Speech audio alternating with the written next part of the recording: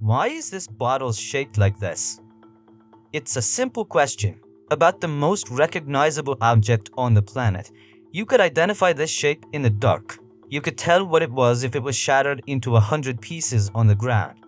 But the reason for its existence, the real story of why it has these curves, these flutes, this distinct silhouette, isn't about style.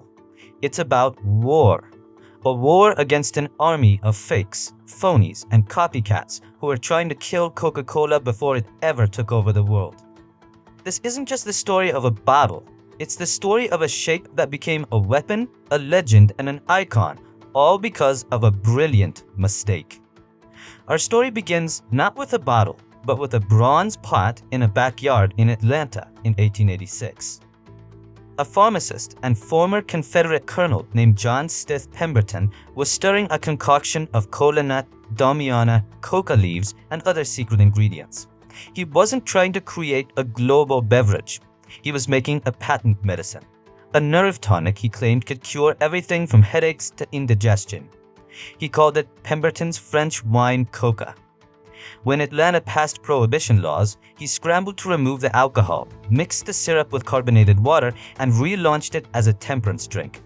His bookkeeper, Frank Robinson, suggested the name Coca-Cola and famously penned the flowing Spencerian script logo we still use today. The drink was a local hit, but Pemberton died just 2 years later, having sold off pieces of his company to various partners. It was a shrewd businessman named Asa Candler who eventually consolidated the rights and began to truly market Coca-Cola. Candler was a marketing genius. He plastered the logo everywhere, on walls, on calendars, on clocks. But he made one critical early decision. He didn't want to be in the bottling business. He saw Coke as a soda fountain drink. He famously sold the nationwide bottling rights in 1999 for the grand sum of $1. It was a catastrophic miscalculation. As bottlers began to pop up across the country selling Coca-Cola in generic straight-sided glass bottles, a huge problem emerged. Success breeds imitation. Suddenly, the market was flooded with dozens, then hundreds of competitors, and they were shameless. Coca-Cola, Toca-Cola, My Coca-Cola, even a drink called Dope. They use similar names, similar logos, and exactly the same bottles. Imagine walking into a dimly lit store, reaching into a cooler full of icy water and trying to grab a Coke. You couldn't tell the real thing from the fakes by feel. You couldn't even be sure by sight. Coca-Cola was losing its identity. They were being drowned in a sea of sameness. They realized the logo on the bottle wasn't enough. The bottle itself had to be the brand. In 1915, the Coca-Cola Company and its bottlers put out a creative challenge to the glass companies of America. It was a design competition with a deceptively simple brief. They needed a bottle so distinct that, in their own words, a person could recognize it by feel in the dark, and so shaped that even when broken, a person could tell at a glance what it was. This was a call to create a legend. 10 glass companies across the nation scrambled to design the winning bottle. The prize was a lucrative contract and a place in history. The challenge was accepted by the Root Glass Company in Terre Haute, Indiana. The company president, Chapman Root, assembled his team. He sent 2 of his employees, a supervisor named Alexander Samuelson and an auditor named Earl R. Dean, to the local library to research design ideas. Their mission was to look for inspiration from the drink's 2 namesakes, the coca leaf and the cola nut. They opened up the Encyclopedia Britannica to the letter C. They looked for coca. They found an illustration of the coca plant. It was uninspiring. The leaves were plain, the flowers generic. Nothing you could build an iconic bottle around. Then they looked for cola, but they made a mistake. A world-changing mistake.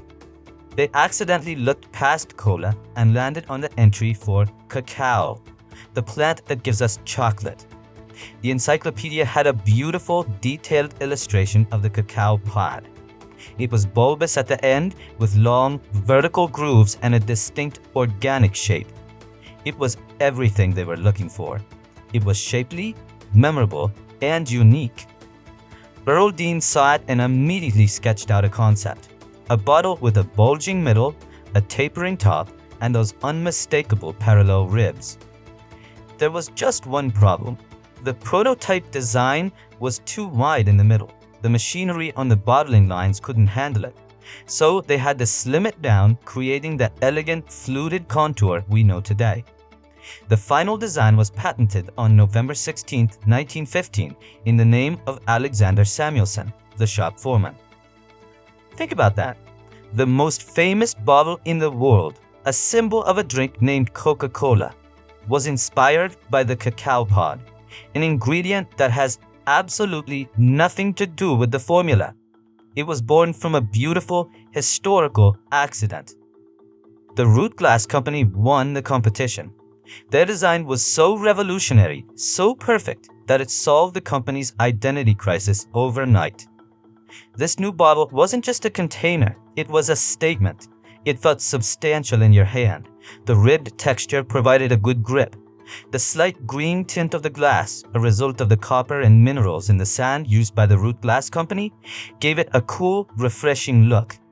They even called the color Georgia green as a nod to Coke's home state. Coca-Cola began a massive advertising push to make the bottle as famous as the logo.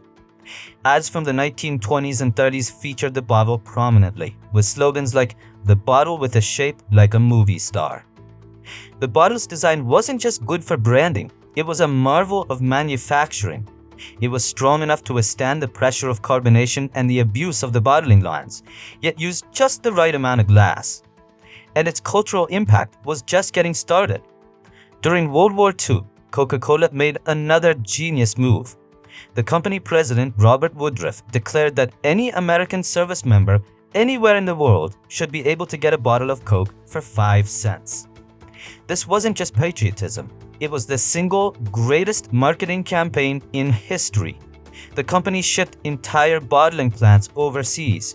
That bottle, that familiar shape, became a tangible link to home for millions of soldiers. It became a symbol of the American way of life. When the war ended, Coca-Cola had a pre-built global infrastructure and a world of new loyal customers. The contour bottle became an ambassador for America itself. It became so iconic that in 1950, it was the first commercial product to be featured on the cover of Time magazine. Artists like Andy Warhol and Salvador Dali used it in their work. It was recognized by more people globally than almost any other object.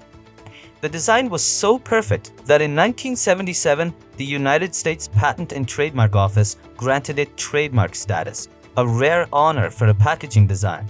The shape itself, without any words on it, was now legally recognized as Coca-Cola. So, the next time you hold one of these bottles, remember the story it tells.